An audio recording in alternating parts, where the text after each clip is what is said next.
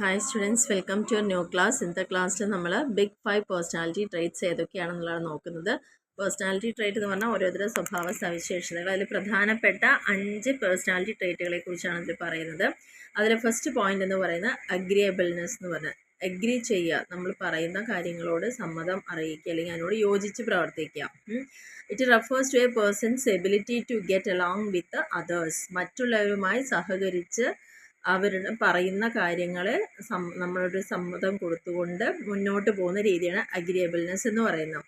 ഇതുകൊണ്ട് തന്നെ അങ്ങനെ ചെയ്യുന്ന വ്യക്തികളെ പറഞ്ഞാൽ വളരെ മാന്യമായി ഇടപെടുന്ന ആളുകളായിരിക്കുക. അതുപോലെ എല്ലാവരും ഒരു സഹകരിച്ച് മുന്നോട്ട് പോകാൻ താല്പര്യമുള്ള വ്യക്തികളാവുക. എന്തെങ്കിലും ഒരു തെറ്റുകുറ്റങ്ങൾ കണ്ടാൽ നമുക്ക് മാപ്പ് കൊടുക്കാൻ തയ്യാറാവുന്ന ഒരു അവസ്ഥ, അണ്ടർസ്റ്റാൻഡിങ്, മറ്റുള്ളവരെ മനസ്സിലാക്കാനുള്ളൊരു കഴിവ്, നല്ല രീതിയിലുള്ള മറ്റുള്ളവരുമായിട്ട് ഇടപെടാനുള്ള കഴിവ്, ഇതൊക്കെയാണ് അഗ്രിയബിൾനെസ് എന്ന് പറയുന്നത്. അപ്പം നല്ല രീതിയിൽ ഇങ്ങനെയുള്ള ആളുകളുണ്ടെങ്കിൽ വളരെ ഫേമിലെ ഓരോ കാര്യങ്ങളും അവരുടെ കോവർക്കേഴ്സുമായിട്ട് അവർക്ക് നല്ല രീതിയിൽ ഇടപെട്ടുകൊണ്ട് ഫേമിൻ്റെ ഓർഗനൈസേഷൻ ഗോൾസ് എല്ലാം അച്ചീവ് ചെയ്യാൻ സാധിക്കും. പ്രത്യേകിച്ച് ബിസിനസ് എന്ന് പറയുമ്പോൾ, ഓർഗനൈസേഷൻ എന്ന് പറയുമ്പോൾ അവിടെ കസ്റ്റമേഴ്സും സപ്ലയേഴ്സും മറ്റുള്ള ഓർഗനൈസേഷൻ കോൺസ്റ്റിറ്റ്യുവൻസുമായിട്ടൊക്കെ എപ്പോഴും നല്ലൊരു ടേംസ് ആൻഡ് കണ്ടീഷൻസ് ഉണ്ടായിരിക്കും. അപ്പോൾ അതുകൊണ്ട് തന്നെ ഒരു നല്ല പേഴ്സണാലിറ്റി ട്രേറ്റ് ആയിട്ട് എന്ന് പറയുന്നത് ഒന്നാമത്തെ പോയിന്റ് അഗ്രിയബിൾനെസ് ആണ്. രണ്ടാമത്തെ പോയിന്റ് കൺസൈൻഷ്യസ്നെസ് എന്നാണ് പറയുന്നത്. കൺസൈൻഷ്യസ്നെസ് എന്ന് പറഞ്ഞു കഴിഞ്ഞാൽ number of goals on which A person focuses. ഒരു വ്യക്തിക്ക് തന്നെ ഒന്നിലധികം ഗോളുകളിൽ ഫോക്കസ് ചെയ്യേണ്ടതായിട്ട് വരിക. അതിൽ തന്നെ നമുക്കറിയാം, ഏതെങ്കിലും ഒരൊറ്റ കാര്യമാണ് നമ്മൾ ഫോക്കസ് ചെയ്യുന്നതെങ്കിൽ, people who focus on relatively few goals at one time, ഒരേ സമയത്ത് നമ്മൾ ഒന്നിലധികം ഗോളിൽ ശ്രദ്ധ കൊടുക്കാതിരിക്കുകയാണ് നല്ലത്. അല്ലെങ്കിൽ വളരെ കുറച്ച് ഗോളിൽ മാത്രം ശ്രദ്ധിക്കുക. എന്നാലാണ് അത് കൃത്യമായിട്ട് നമുക്ക് ഓർഗനൈസ് ചെയ്യാനും സിസ്റ്റമാറ്റിക്കായി കൊണ്ടുപോകാനും ശ്രദ്ധാപൂർവവും അതുപോലെ തന്നെ അതിനെക്കുറിച്ച് പൂർണ്ണമായ അറിവ് നേടാനും ഒരു ഉത്തരവാദിത്വവും സെൽഫ് ഡിസിപ്ലിനും ഒക്കെ നമുക്ക് ആ ഒരു ഗോളിനോട് ഉണ്ടായിരിക്കും. പക്ഷേ ഒന്നിലധികമാവുക അല്ലെങ്കിൽ വളരെ അധികം ഗോളുകൾ സെറ്റ് ചെയ്യുമ്പോൾ നല്ല രീതിയിൽ അത് കോർഡിനേറ്റ് ചെയ്ത് പോവാൻ ബുദ്ധിമുട്ടാണ്. അപ്പം കൺസൈൻഷ്യസ്നെസ് എന്ന് പറയുന്നത് ഒന്നിലധികം ഗോളുകളിൽ ഫോക്കസ് ചെയ്യുന്ന ഒരു സ്വഭാവം. പക്ഷെ അത് വളരെ അധികമായി കഴിഞ്ഞാൽ നല്ല രീതിയിൽ അത് കോൺസെൻട്രേറ്റ് ചെയ്യാൻ പറ്റില്ല എന്നാണ് പറയുന്നത്. നെക്സ്റ്റ് മൂന്നാമത്തെ പോയിന്റിൽ പറയുന്നത് ന്യൂറോട്ടിസം എന്നാണ്. ന്യൂറോട്ടിസം എന്ന് പറഞ്ഞു കഴിഞ്ഞാൽ നെഗറ്റീവ് ഇമോഷണാലിറ്റീനെയാണ് പറയുന്നത്. അതായത് ന്യൂറോട്ടിസത്തിൽ പ്രധാനമായിട്ടും പറയുന്ന ഇമോഷണൽ സ്റ്റെബിലിറ്റി. ഒരു വ്യക്തിക്ക് ഒരു കാര്യത്തിനോടുള്ള അവരുടെ ഇമോഷൻ അതിന് സ്റ്റേബിൾ ആയിരിക്കുന്നൊരവസ്ഥ, ഇടയ്ക്കിടയ്ക്ക് ഇങ്ങനെ ചേഞ്ച് ചെയ്ത് കൊണ്ടിരിക്കാതെയും അല്ലെങ്കിൽ ഒരു കാര്യത്തിനോട് എങ്ങനെ അവർ നോക്കി കാണുന്നു, അത് സ്റ്റേബിൾ ആണോ അവരുടെ ഇമോഷൻ എന്നുള്ളൊരു കാര്യമാണ് അവിടെ ഉദ്ദേശിക്കുന്നത്. അതിൽ പ്രധാനമായിട്ട് ഇമോഷൻ ഉദ്ദേശിച്ച് നെഗറ്റീവ് ഇമോഷൻസ് തന്നെയാണ്. കാരണം വളരെ അധികം ന്യൂറോട്ടിസം ഉള്ള ആളുകളാണെങ്കിൽ അവർ ഇമോഷണൽ ഇൻസ്റ്റെബിലിറ്റി കാണിച്ചുകൊണ്ടിരിക്കും. അവർക്ക് ഒരിക്കലും ഒരു ഭാഗത്ത് ശ്രദ്ധ കേന്ദ്രീകരിച്ചുകൊണ്ടിരിക്കാനോ അല്ലെങ്കിൽ കൂടുതൽ അവർ എപ്പോഴും മൂഡ് സ്വിങ്സ് പലതരത്തിൽ, പലപ്പോഴും ഗ്ലൂമി ആയിട്ടിരിക്കുക, ടെൻഷൻ അടിച്ചുകൊണ്ടിരിക്കുക, അങ്ങനെയുള്ള ഓരോ ക്യാരക്ടേഴ്സ് അവരിൽ കൂടുതലായിട്ട് ഉണ്ടായിരിക്കുന്നതാണ് പറയുന്നത്. അതായത് നെഗറ്റീവ് ഇമോഷൻസ് കൂടുതലായിട്ട് ഉണ്ടാവുക. കുറച്ച് മാത്രമേ നെഗറ്റീവ് ഇമോഷൻ ഉള്ളൂ എന്ന് പറഞ്ഞു കഴിഞ്ഞാൽ അവർ കുറച്ചും കൂടി കാം ആൻഡ് റെസിലിയൻറ്റും സെക്യൂറൊക്കെ തന്നെ ആയിരിക്കും. അപ്പോൾ നമ്മൾ ശ്രദ്ധിക്കേണ്ടത് ഒരു പേഴ്സണെ സെലക്ട് ചെയ്യുമ്പം ഇത്തരത്തിലുള്ള ന്യൂറോട്ടിസം എന്നുള്ള ആ ഒരു സംഭവം ഒരു പേഴ്സണാലിറ്റി ട്രെയിറ്റ് ആണെന്നുള്ളതും അത് വളരെ കുറവുള്ള ആളുകളെ സെലക്ട് ചെയ്യുമ്പോൾ കുറച്ചുകൂടി നന്നായിരിക്കും. അതായത് അവരാണെങ്കിൽ നല്ല രീതിയിൽ കുറച്ച് കാം ആൻഡ് ക്വയറ്റ് ആയിട്ടും വളരെ സെക്യൂർ ആയിട്ടൊക്കെ കാര്യങ്ങൾ ഇമോഷണലി സ്റ്റേബിൾ ആയിട്ട് കൊണ്ടുപോകാൻ അവർക്ക് സാധിക്കും. വല്ലാതെ മൂഡ് സ്വിങ്സ് ഒന്നും ഉള്ള ആളുകളായിരിക്കില്ല. മൂഡ് സ്വിങ്സ് എന്ന് പറഞ്ഞാൽ നമ്മുടെ ഓരോ സമയത്ത് നമുക്ക് ഫീൽ ചെയ്യുന്ന വികാരങ്ങളെ നമുക്ക് അത് സ്വിങ് ചെയ്തുകൊണ്ടിരിക്കുക, ഇങ്ങനെ ആടി ഒലഞ്ഞ് നിൽക്കുക എന്ന് പറയില്ലേ, അതൊരു കൃത്യത ഇല്ലാതെ അല്ലെങ്കിൽ ഒരു സ്റ്റെബിലിറ്റി ഇല്ലാതെ പോവുക. അപ്പോൾ ലെസ് നെഗറ്റീവ് ആയിട്ടുള്ള ആളുകളാണ് കുറച്ചും കൂടി എപ്പോഴും നല്ലത്. അപ്പോൾ അവർക്കൊക്കെ നല്ല രീതിയിൽ ജോബിൻ്റെ സ്ട്രെസ്സിനെയും പ്രഷറിനെയും ടെൻഷനെയും ഒക്കെ ഡീൽ ചെയ്യാൻ അവർക്ക് സാധിക്കുന്നു എന്നുള്ളതാണ് പറയുന്നത്. അപ്പോൾ ഇത്തരത്തിലുള്ള ഒരു stability lead them to seen as more reliable than their less stable counterparts. അപ്പോൾ കുറവ് ആയിട്ട് അല്ലെങ്കിൽ അത് നെഗറ്റീവിലേക്ക് പോകുന്ന ആളുകളെക്കാൾ നല്ലത് ഇത് കുറച്ചെങ്കിലും ഒരു പോസിറ്റീവായിട്ട് കൈകാര്യം ചെയ്യുന്ന വ്യക്തികളാണ്. അതാണ് മൂന്നാമത്തെ പ്രധാനപ്പെട്ട പേഴ്സണാലിറ്റി ട്രേറ്റ് എന്ന് പറയുന്നത്. ആദ്യത്തെ അഗ്രിയബിൾനെസ്, രണ്ടാമത്തെ കൺസൈൻഷ്യസ്നെസ്, മൂന്നാമത്തത് ന്യൂറോട്ടിസം. നാലാമത്തെ എക്സ്ട്രാവേർഷൻ. നമ്മൾ ഓൾറെഡി പറഞ്ഞ കാര്യമാണ്. എക്സ്ട്രാവേർഷൻ എന്ന് പറയുമ്പം മറ്റുള്ള ആളുകളുമായിട്ട് ഇടപെടുമ്പോൾ നമുക്ക് ഉണ്ടാവുന്ന ആ ഒരു കംഫർട്ടായിട്ടുള്ളൊരു ഫീലിംഗ്. അവരെപ്പോഴും മറ്റുള്ള ആളുകളുമായിട്ട് സോഷ്യലായിട്ട് പെരുമാറാനും വളരെയധികം സംസാരിക്കുന്ന വ്യക്തികളും വളരെ പോസിറ്റീവ് ചിന്താഗതികളുള്ളതും പുതിയ റിലേഷൻഷിപ്പ് എസ്റ്റാബ്ലിഷ് ചെയ്യാൻ താല്പര്യമുള്ള ആളുകളൊക്കെ ആയിരിക്കും ഈ എക്സ്ട്രാവേർഷൻ എന്ന് പറയുന്നത്. അതേസമയം ഇൻട്രോവേർട്ടുകൾ എന്താണ്, അവർ സ്വയം ഒതുങ്ങിക്കൂടുന്നതാണ്. അവരധികം സംസാരിക്കാനോ മറ്റുള്ളവരുമായിട്ട് ഇടപഴകാനോ ഇഷ്ടമുള്ള ആളുകളല്ല. പുതിയ റിലേഷൻഷിപ്സിനോടൊന്നും അവർക്ക് വളരെ കുറച്ച് വ്യക്തികളുമായിട്ടുള്ള ബന്ധം പുലർത്താനായിരിക്കും അവർക്ക് ഏറ്റവും കൂടുതൽ താല്പര്യം ഉണ്ടായിരിക്കാം. അപ്പോൾ റിസർച്ചിലൊക്കെ പറയുന്നത് എപ്പോഴും എക്സ്ട്രാവേർട്ടുകളായ ആളുകൾ ഉണ്ടെങ്കിൽ അവർക്ക് നല്ല രീതിയിൽ ജോബുകൾ പെർഫോം ചെയ്യാൻ ഇൻട്രോവേർട്ടിനേക്കാൾ സാധിക്കുന്നു എന്നുള്ളതാണ് പറഞ്ഞത്. കാരണം സെയിൽസും മാർക്കറ്റിംഗ് പൊസിഷനിലൊക്കെ ഇരിക്കുന്ന ആളുകൾ തീർച്ചയായിട്ടും പേഴ്സണൽ റിലേഷൻഷിപ്സ് നല്ല രീതിയിൽ മെയിൻറ്റെയിൻ ചെയ്യേണ്ട ആളുകളായിരിക്കും. അപ്പോൾ എക്സ്ട്രാവേർഷനാണ് നാലാമത്തെ പ്രധാനപ്പെട്ട പേഴ്സണാലിറ്റി ട്രേറ്റ് എന്ന് പറയുന്നത്. അഞ്ചാമത്തെ പോയിന്റിൽ പറയുന്നത് ഓപ്പൺനെസ് ആണ്. ഓപ്പൺനെസ് എന്ന് പറഞ്ഞു കഴിഞ്ഞാൽ ഒരു വിശ്വാസത്തിനോട് അല്ലെങ്കിൽ താല്പര്യത്തിനോട് വളരെയധികം ദൃഢത പുലർത്തുന്ന സ്വഭാവം. അത് വളരെ സ്ട്രോങ് ആയിട്ട് തന്നെ, റിജിഡ് ആയിട്ട് തന്നെ ഒരു ശക്തമായിട്ട് ഉറച്ച് അവനവൻ്റെ വിശ്വാസങ്ങളെയും താല്പര്യങ്ങളും നോക്കുന്നതാണ് ഓപ്പൺനെസ് എന്ന് പറയുന്നത്. അപ്പോൾ ഹൈ ലെവൽ ഓഫ് ഓപ്പൺനെസ് ആണെങ്കിൽ അവരെപ്പോഴും എന്താണ്, പുതിയ ഐഡിയാസ് കേൾക്കാനും അതിനനുസരിച്ച് അവരുടെ സ്വഭാവത്തിലും അല്ലെങ്കിൽ വിശ്വാസത്തിലൊക്കെ മാറ്റങ്ങൾ കൊണ്ടുവരാനും ആറ്റിറ്റ്യൂഡും അതൊക്കെ ചേഞ്ച് ചെയ്യാനൊക്കെ ഈ ഒരു ന്യൂ ഇൻഫർമേഷൻ്റെ ബേസിസിൽ അവർ ചേഞ്ച് ചെയ്യാൻ റെഡി ആയിരിക്കും. അതേപോലെ തന്നെ അവർക്ക് broad interest and to be curious ആയിരിക്കും, ഇമാജിനേറ്റീവ് ആയിരിക്കും, അവർ ക്രിയേറ്റീവ് ആയിരിക്കും.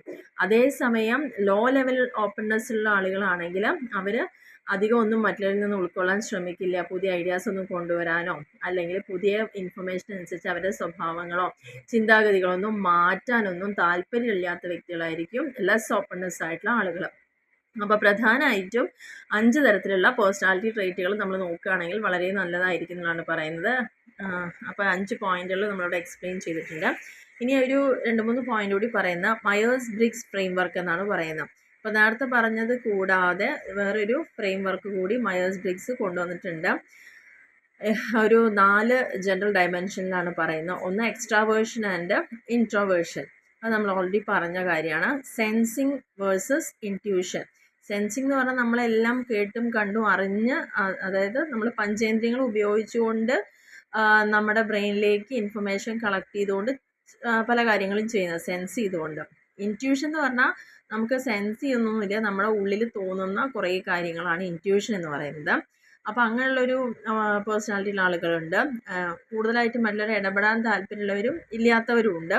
Thinking versus feeling. തിങ്കിങ് പറഞ്ഞു കഴിഞ്ഞാൽ ചില ആളുകൾ ഡെസിഷൻസ് ഒക്കെ എപ്പോഴും ആലോചിച്ച് വളരെ യുക്തിപരമായിട്ടും റീസണബിൾ ആയിട്ടൊക്കെ ആലോചിച്ച് ചെയ്യുന്ന ആളുകളാണ്. അതേസമയം ചിലവർ ചില വികാരങ്ങൾക്ക് അടിമപ്പെട്ടുകൊണ്ട് ഫീലിങ്സ് അതിന് ബേസ് ചെയ്തുകൊണ്ടായിരിക്കും പല ഡെസിഷൻസും എടുക്കുക.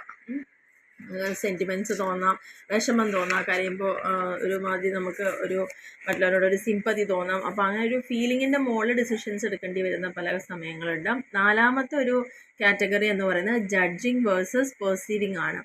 ജഡ്ജിങ് എന്ന് പറഞ്ഞു കഴിഞ്ഞാൽ അവരെപ്പോഴും അവർ ചെയ്യുന്ന കാര്യം ശ്രദ്ധാപൂർവം വിലയിരുത്താനും വിധിക്കാനും ഒക്കെ അവർ താല്പര്യം കാണിക്കുന്ന ആൾക്കാരായിരിക്കും. അവരുടെ വർക്ക് കംപ്ലീറ്റ് ചെയ്യുന്നതിലും അല്ലെങ്കിൽ ഫിനിഷ് ചെയ്യാനൊക്കെ ആ കാര്യത്തിലൊക്കെ അവർ വളരെയധികം സാറ്റിസ്ഫൈഡ് ആയിരിക്കും. അതേപോലെ പെർസീവിങ് ടൈപ്സ് എന്ന് പറഞ്ഞു കഴിഞ്ഞാൽ അവർ ഫിനിഷ് ചെയ്യാനും കംപ്ലീഷൻ സ്റ്റേജിലല്ല നോക്കുന്നത്, അവരതിൻ്റെ പ്രോസസ്സും ഓപ്പൺ എൻഡഡ് സിറ്റുവേഷൻസ് ഒക്കെ ആയിരിക്കും അവർ കൂടുതൽ ഫോക്കസ് ചെയ്യുക എന്നാണ് പറയുന്നത്.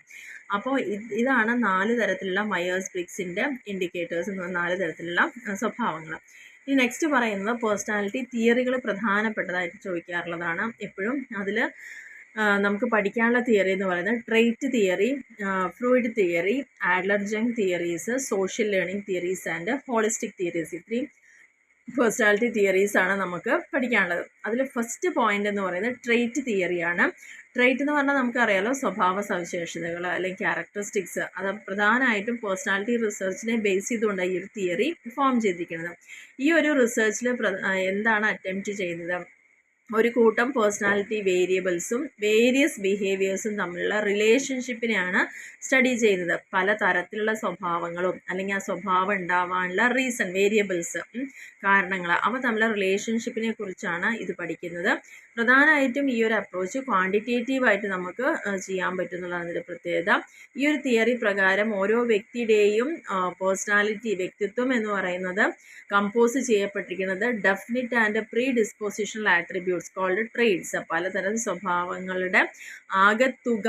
അതാണ് ഇവിടെ പേഴ്സണാലിറ്റി കൊണ്ട് അല്ലെങ്കിൽ ഒരു ട്രെയ്റ്റ് തിയറി കൊണ്ട് ഉദ്ദേശിക്കുന്നത്. അപ്പോൾ ആ ട്രെയ്റ്റ് എന്ന് പറഞ്ഞു കഴിഞ്ഞാൽ നമ്മളിപ്പോൾ ഒരു 20 പേരെ ഒരു ഇൻ്റർവ്യൂ ചെയ്യുമ്പോൾ ആ 20 പേരിലും കോമൺ ആയിട്ട് കാണപ്പെടുന്ന ചില സ്വഭാവങ്ങൾ ഉണ്ടായിരിക്കാം. അതേപോലെ തന്നെ അവയെ വ്യത്യസ്തമാക്കുന്ന കാര്യങ്ങൾ ഉണ്ടായിരിക്കാം. റിലേറ്റീവ്ലി ഈ ട്രെയ്റ്റ് എപ്പോഴും എന്താ സ്റ്റേബിൾ ആയിരിക്കും. പൊതുവേ ഈ സ്വഭാവങ്ങൾ എന്ന് പറയുന്നത് ചിലർക്ക് അങ്ങനെ പെട്ടെന്ന് മാറിക്കൊണ്ടിരിക്കുന്നതായിരിക്കും. അത് മിക്കവാറും അത് സ്റ്റേബിൾ ആയിരിക്കും എന്നാണ് പറയുന്നത്. Traits can be inferred from measurement of behaviour indicators. ഇനി ഈ ട്രെയ്റ്റ്സിനെ നമ്മൾ ഇൻഫർ ചെയ്യുന്നത് എങ്ങനെയാണ്? അവർക്ക് ഓരോന്നിനും ബിഹേവിയറൽ ഇൻഡിക്കേറ്റേഴ്സ് ഉണ്ടാവും. അതിൻ്റെ ബേസിൽ മെഷർ ചെയ്തിട്ടാണ് നമുക്ക് അറിയാൻ പറ്റുക. അപ്പോൾ ഇതാണ് ട്രെയ്റ്റ് തിയറി എന്ന് പറയുന്നത്. ഇനി അടുത്ത തിയറി എന്ന് പറയുന്നത് ഫ്രൂയിഡ് തിയറിയാണ്. ഫ്രൂയിഡ് തിയറി എന്ന് പറയുന്നത് ഇത് പ്രധാനമായിട്ടും ബേസ് ചെയ്തിരിക്കുന്നത് അൺകോൺഷ്യസ്നെസ് ആണ്. അതായത് അബോധ മനസ്സ്. അവിടെ നമുക്ക് ഒന്നിനെക്കുറിച്ചും അറിവില്ലാതിരിക്കുന്ന ഒരു മനസ്സാണ് അവിടെ. He noted that his patience behaviour could not always be consciously explained. അതായത് അദ്ദേഹം പറയുന്നത് അവരുടെ പേഷ്യൻസിൻ്റെ ബിഹേവിയറിനൊന്നും ഒരിക്കലും കോൺഷ്യസ് ആയിട്ട് എക്സ്പ്ലെയിൻ ചെയ്യാൻ പറ്റിക്കൊള്ളുന്നില്ല. ഫ്രൂയിഡിനെ സംബന്ധിച്ചോളം ഹ്യൂമൻ മൈൻഡ് എന്ന് പറയുന്ന 3 എലമെൻറ്റുകൾ കൂടിച്ചേർന്നതാണ്. നമുക്ക് ബോധമനസ്സുണ്ട്, അതിന് മുന്നേ ഉള്ള ഒരു പ്രീ കോൺഷ്യസും ഉണ്ട്, കോൺഷ്യസും ഉണ്ട്, അൺകോൺഷ്യസും ഉണ്ട്. അങ്ങനെ 3 തരത്തിലാണ് മനസ്സിനെ ബോധമനസ്സ്, ഉപബോധ മനസ്സ്, അതേപോലെ തന്നെ അബോധ മനസ്സ്, അങ്ങനെയാണ് അതിനെ ഡിവൈഡ് ചെയ്തിരിക്കുന്നത്. ഫ്രൂയിഡ് ഡെവലപ്പ് ചെയ്തിരിക്കുന്ന ഒരു ഓർഗനൈസേഷൻ്റെ പേഴ്സണാലിറ്റി എന്ന് പറയുന്ന 3 സ്ട്രക്ചറാണ് പറയുന്നത്. ഒന്ന് ഹ്യൂമൻ മൈൻഡിൽ, ഒന്ന് ഇഡ് എന്ന ID, the ID, the ego and the super ego. അങ്ങനെ 3 ആയിട്ടാണ് ഫ്രൂയിഡ് തിയറിയിൽ എക്സ്പ്ലെയിൻ ചെയ്തിരിക്കുന്നത്. അതിൽ ഫസ്റ്റ് എന്ന് പറയുന്നത് ദ ഇഡ് എന്ന് പറയുന്നത്. ഇഡ് എന്ന് പറഞ്ഞു കഴിഞ്ഞാൽ ഒരു ഹ്യൂമൻ പേഴ്സണാലിറ്റിയുടെ ഏറ്റവും ബേസിക് ആയിട്ടുള്ള സിസ്റ്റത്തിനെയാണ് ഇഡ് എന്ന് പറയുന്നത്. ഇതിൽ നമ്മൾക്ക് ഉൾക്കൊള്ളുന്ന കാര്യങ്ങൾ പറഞ്ഞാൽ സൈക്കോളജിയുമായി ബന്ധപ്പെട്ട അല്ലെങ്കിൽ നമുക്ക് ജന്മനാ കിട്ടുന്ന കുറേ സ്വഭാവങ്ങൾ, പാരമ്പര്യമായി പകർന്നു കിട്ടുന്നത്, സൈക്കോളജിക്കലായി കിട്ടുന്നത്, അതെല്ലാം ഇഡ് എന്ന് പറയുന്നത്. അതായത് സൈക്കിക് എനർജിയുടെ ഭാഗമായിട്ടാണ് ഈ ഒരു പേഴ്സണാലിറ്റി ഉണ്ടായിരിക്കുന്നത്. കാരണം ഇഡ് റെപ്രസെൻ്റ് ചെയ്യുന്ന എപ്പോഴും ഒരു സ്റ്റോർ ഹൗസ് ആയിട്ടാണ്. അതായത് അൺകോൺഷ്യസ്ലി ഡയറക്റ്റ് ചെയ്യുന്നതും ഡിറ്റർമിൻ ഓഫ് അവർ ബിഹേവിയർ. നമ്മുടെ ബിഹേവിയറിനെ നമ്മൾ പോലും അറിയാതെ അൺകോൺഷ്യസ് ആയിക്കൊണ്ട് ഡിറ്റർമിൻ ചെയ്യാം. അത് ഉള്ളിലുള്ള കാര്യങ്ങളാണ്, ഇൻസ്റ്റിങ്ക്റ്റ് ആയിട്ട് ജന്മന ബൈ ബർത്ത് വരുന്ന കാര്യങ്ങളാണ്. അതാണ് ഇഡ് എന്ന് പറയുന്നത്. ഈ ഇഡ് പ്രധാനമായിട്ട് വരുന്നത് ചൈൽഡിഷ് ആവുക, ഇറേഷണൽ ആവുക, നമുക്ക് വേണ്ട രീതിയിലൊന്നും ചിന്തിച്ച് പ്രവർത്തിക്കാൻ അറിയില്ല, ഒരിക്കലും സാറ്റിസ്ഫാക്ഷൻ കിട്ടാത്തൊരു പ്രകൃതം, അതുപോലെ ഡിസ്ട്രക്റ്റീവ് ഓഫ് അതേഴ്സ്, മറ്റുള്ളവരെ നശിപ്പിക്കാനുള്ളൊരു ടെൻഡൻസി, അങ്ങനെയുള്ള കുറേ കാര്യങ്ങളാണ് ഇതിൻ്റെ ഭാഗമായിട്ട് വരുന്നത്. ഈഗോ എന്നുള്ളതാണ് രണ്ടാമത്തെ സ്റ്റേജ്. ഈഗോ എന്ന് പറയുന്നത് കോൺഷ്യസ് ആൻഡ് ലോജിക്കൽ പാർട്ടാണ് ഹ്യൂമൻ പേഴ്സൺ. ആദ്യത്തെ ഇഡ് എന്ന് പറയുന്നത് അൺകോൺഷ്യസ് ആണ്. ഈഗോ എന്ന് പറയുന്നത് പ്രധാനമായിട്ടും കോൺഷ്യസ് പാർട്ട് ഓഫ് ഹ്യൂമൻ പേഴ്സണാലിറ്റിയാണ് പറയുന്നത്. It is associated with a reality principle. ഇവിടെ പ്രധാനമായിട്ടും നമ്മൾ ചിന്തിക്കുന്നതിൻ്റെ ഭാഗമായിട്ടുണ്ടാവുന്നതാണ് ഈഗോ എന്ന് പറയുന്നത്. അവിടെ നമ്മൾ ബോധത്തോടു കൂടിയാണ് പല കാര്യങ്ങളും ചെയ്യുന്നത്. അത് തിങ്കിങ്ങിനെ ഓറിയൻറ്റ് ചെയ്തുകൊണ്ടുള്ള ഒരു റിയാലിറ്റി, സത്യത്തിലും വാസ്തവത്തിലും എന്താണുള്ളത് അതിനെ ബേസ് ചെയ്തുകൊണ്ട് വരുന്നതാണ് ഈഗോ എന്ന് പറയുന്നത്. ഇത് മെയിനായിട്ട് എക്സിക്യൂട്ടീവ് കപ്പാസിറ്റി ആയിട്ട് ബന്ധപ്പെട്ട് ഇറ്റ് ഈസ് ലാർജ്ലി പ്രാക്ടിക്കൽ. ഇത് ചിന്തിക്കുകയും പ്രവർത്തിക്കുകയും നമുക്ക് ചെയ്യാൻ പറ്റുന്ന കാര്യങ്ങളാണ്. ഇതിൻ്റെ എസെൻസ് എന്ന് പറയുന്നത് എന്താ? കോൺഷ്യസ് മീഡിയേറ്റർ ആണ്. അതായത് ശരിക്കുള്ള യഥാർത്ഥവും അതേപോലെ തന്നെ വേൾഡിലെ ഇഡിൻ്റെ ഡിമാൻഡും ഇവ തമ്മിലുള്ള കാര്യങ്ങളാണ് പറയുന്നത്. Constantly works to keep a healthy psychological balance. ഈ ഇഡും അതേപോലെ സൂപ്പർ ഈഗോൻ്റെയും മിഡിലിൽ വരുന്നൊരു കാര്യമാണ് ഈഗോ, ദ ഈഗോ എന്ന് പറയുന്നത്. ഇനി നെക്സ്റ്റ് പറഞ്ഞിരിക്കുന്നത് സൂപ്പർ ഈഗോ ആണ്. Describes conscience. ബോധ മനസ്സിലുള്ളതാണ് സൂപ്പർ ഈഗോ എന്ന് പറയുന്നത്. ഒന്ന് ലോജിക്കലായിട്ട് കോൺഷ്യസ് ആയിട്ടുള്ളത്. സൂപ്പർ ഈഗോ എന്ന് പറയുന്നത് നോംസ് ടു ഈഗോ. ഈഗോന് ചില ക്രൈറ്റീരിയൻ നമ്മൾ കൊടുക്കുകയാണ്. ചില റൂൾസ് ആൻഡ് റെഗുലേഷൻ എന്നൊക്കെ പറയുന്ന പോലെ അല്ലെങ്കിൽ ക്രൈറ്റീരിയ പ്രൊവൈഡ് ചെയ്യുന്നതിനെയാണ് സൂപ്പർ ഈഗോ എന്ന് പറയുന്നത്. കാരണം ഇവിടെ നമുക്ക് എങ്ങനെ അറിയാൻ പറ്റും what is wrong and right, ഏതാണ് ശരി ഏതാണ് തെറ്റെന്ന് ഡിറ്റർമിൻ ചെയ്യാനുള്ളൊരു പവർ അവിടെ കിട്ടണം. അതുതന്നെ നോബ്ലസ്റ്റ് തോട്ട്, ഏറ്റവും ഉദാത്തമായിട്ടുള്ള ചിന്താഗതികൾ കൊണ്ടുവരാനും നല്ല ideals, feelings that are acquired by individual from his parents. അത് നേടിയെടുക്കുന്നത് പാരൻസിൽ നിന്നോ ടീച്ചേഴ്സിൽ നിന്നോ ഫ്രണ്ട്സിൽ നിന്നോ അവരുടെ വിശ്വാസങ്ങൾ, റിലീജിയൻ, മതം, ഓർഗനൈസേഷനിലൊക്കെ ആയിരിക്കും അവർ എന്ത് ചെയ്യേണ്ട ഇത്തരത്തിലുള്ള കാര്യങ്ങൾ നേടിയെടുക്കുന്നത്. ആൻഡ് കൊളീഗ്സിൽ നിന്നൊക്കെ ആയിരിക്കാം. അപ്പോൾ ഈ child gross and absorbs parental and cultural attitudes. ഒരു കുട്ടി വളർന്ന് വലുതാവുമ്പോൾ അതിൻ്റെ പാരൻസിൽ നിന്നും കൾച്ചറൽ ആറ്റിറ്റ്യൂഡ്സും വാല്യൂസിൽ നിന്നാണ് അത് അവർ സ്വയം ഡെവലപ്പ് ചെയ്ത് കൊണ്ടുവരുന്ന ചില കാര്യങ്ങൾ. അപ്പോൾ അങ്ങനെയാണ് അതിൽ സൂപ്പർ ഈഗോ ഡെവലപ്പ് ചെയ്യുന്നതെന്നുള്ളതാണ് പറയുന്നത്. അപ്പോൾ ഈ ഫ്രൂയിഡിയൻ തിയറിയിൽ പേഴ്സണാലിറ്റി എന്ന് പറയുന്നത് ഇന്റർപ്ലേ ആണ് of id, ego and super ego. ഇനി അതിൽ പ്രധാനമായിട്ടും മൂന്നാമത് പറയുന്ന തിയറിയാണ് ആഡ്ലർ ജങ്ക് തിയറി എന്ന് പറയുന്നത്. അതിൽ പ്രധാനമായിട്ട് superiority is the drive which motifs the individual. ഇതിൽ പ്രധാനമായിട്ടും ഇതിൻ്റെ മോട്ടീവ് എന്ന് പറയുന്നത് മോട്ടിവേറ്റ്സ് ദ ഇൻഡിവിജ്വൽസിനെ മോട്ടിവേറ്റ് ചെയ്യുന്നത് ഒരു സുപ്പീരിയോറിറ്റിയുടെ ബേസിലാണ്. അതായത് ഈ ഒരു കോൺസെപ്റ്റ് ഡെവലപ്പ് ചെയ്യുന്നത് compensation and inferiority complex based on the drive for power. അധികാരത്തിന് വേണ്ടിയിട്ട് നമ്മളൊരു കോംപ്ലക്സ് ബേസ്ഡ് ആയിട്ടും അല്ലെങ്കിൽ ഇൻഫീരിയർ ആയിട്ടും തരം താഴ്ന്ന രീതിയിലും ചിന്തിക്കുന്ന ഒരു അവസ്ഥ. He gave stress on social relationship instead of inmate or biological factors. ഇതിൽ പ്രധാനമായിട്ടും അവർ സ്ട്രെസ് ചെയ്യുന്നത് സോഷ്യൽ റിലേഷൻഷിപ്പിനാണ്, പകരം ഇൻമേറ്റ് ആയതോ ബയോളജിക്കൽ ആയിട്ടുള്ള ഫാക്ടേഴ്സിനല്ല ഇമ്പോർട്ടൻസ് കൊടുക്കുന്നത്. ഇൻഡിവിജ്വൽ യൂണീക്നെസ്, എല്ലാവരും വേറൊന്നിനും തികച്ചും വ്യത്യസ്തനാണ്. അവരുടെ സ്റ്റൈൽ, അവരുടെ ലൈഫ്, അവരുടെ ക്രിയേറ്റിവിറ്റി, അതിനൊക്കെയാണ് ഈ ഒരു തിയറി കൂടുതൽ പ്രാധാന്യം കൊടുത്തിരിക്കുന്നത്. ജങ്ക് സ്ട്രെസ് ചെയ്തിരിക്കുന്നത് അൺകോൺഷ്യസ് ആസ്പെക്ട് ഓഫ് സൈക്കോ അനാലിസിസിലാണ് കൂടുതലായിട്ട് സ്ട്രെസ് ചെയ്ത് പറഞ്ഞിരിക്കുന്നത്. അദ്ദേഹത്തിനെ സംബന്ധിച്ചോളം പേഴ്സണാലിറ്റി എന്ന് പറയുന്നത് ഒരു predisposing pattern borrowed by persons from his ancestors. നമ്മുടെ മുൻഗാമികളിൽ നിന്ന് നമ്മൾ നമുക്ക് സ്വമേധയാ നമ്മുടെ ജന്മം കൊണ്ട് കിട്ടുന്ന കുറേ അല്ലെങ്കിൽ അവരിൽ നിന്ന് ബോറോ ചെയ്യുന്ന കുറേ കാര്യങ്ങളായിരിക്കും ഇതിൽ നമ്മുടെ പേഴ്സണാലിറ്റിയിൽ ഉണ്ടായിരിക്കുക. Jung asserted that the operation of an individual's personality is much future oriented as rooted in the past. ഈ ഇത്തരത്തിലുള്ള ചിന്താഗതിയുള്ള വ്യക്തി എന്ന് പറഞ്ഞാൽ നമ്മുടെ പാസ്റ്റിലുള്ള കാര്യങ്ങളെ ബേസ് ചെയ്തുകൊണ്ട് ഫ്യൂച്ചറിനെ ഓറിയൻറ്റ് ചെയ്യുന്ന അല്ലെങ്കിൽ അതിലേക്ക് ഫോക്കസ് ചെയ്യുന്ന പേഴ്സണാലിറ്റി ആയിരിക്കും ആഡ്ലർ ആൻഡ് ജങ് തിയറിയിൽ പറയുന്ന. ആദ്യത്തേൽ ആഡ്ലർ പറയുന്നത്, രണ്ടാമത്തെ ജങ് സ്ട്രെസ് ചെയ്യുന്ന കാര്യങ്ങളാണ്. നാലാമത്തെ സോഷ്യൽ ലേണിംഗ് തിയറിയാണ്. ഈ തിയറിയിൽ സിറ്റുവേഷനെ ബേസ് ചെയ്തുകൊണ്ട് situation is an important determinant of human behaviour. ഒരു ഹ്യൂമൻ ബിഹേവിയറിനെ ഡിറ്റർമിൻ ചെയ്യുന്ന ഒരു സിറ്റുവേഷൻ തിയറിയാണ് സോഷ്യൽ ലേണിംഗ് തിയറി എന്ന് പറയുന്നത്. ഇവിടെ ഓരോ വ്യക്തികളുടെയും പ്രവൃത്തി, ഒരു സിറ്റുവേഷൻ തന്നിട്ട് അവിടെ എങ്ങനെ ഒരു വ്യക്തികൾ ബിഹേവ് ചെയ്യുന്നു, ഇൻഡിവിജ്വലി എങ്ങനെ അപ്രൈസൽ ചെയ്യുന്നു ആ സിറ്റുവേഷനെ, അതിനുശേഷം അത് എങ്ങനെ റീഇൻഫോഴ്സ് ചെയ്യുന്നു ബിഹേവിയറിൽ എന്നുള്ള കാര്യങ്ങളാണ് പറയുന്നത്. ഒരു സിറ്റുവേഷൻ വരുന്ന സമയത്ത് they encounter are similar and stable. അവർ ആ സിറ്റുവേഷനുമായിട്ട് ഇഴുകിച്ചേർന്നുകൊണ്ട് തന്നെ വളരെ സ്റ്റേബിളായിട്ടും സിമിലറായിട്ടും കുറേ കാര്യങ്ങൾ ചെയ്യുന്നുണ്ടാവാം. Individual's behaviour also will be more or less consistent. അപ്പോൾ ആ സിറ്റുവേഷൻ അനുസരിച്ചുകൊണ്ട് ഓരോ വ്യക്തികളുടെയും സ്വഭാവം എന്ന് പറയുന്നത് നമുക്ക് ചിലപ്പോൾ കൂടുതൽ കൺസിസ്റ്റൻ്റ് ആയിട്ട് നിൽക്കാം, അല്ലെങ്കിൽ കുറവ് കൺസിസ്റ്റൻസിയും കാണിക്കാം എന്നുള്ളതാണ് പറയുന്നത്. ഇതാണ് സോഷ്യൽ ലേണിംഗ് തിയറി എന്ന് പറയുന്നത്.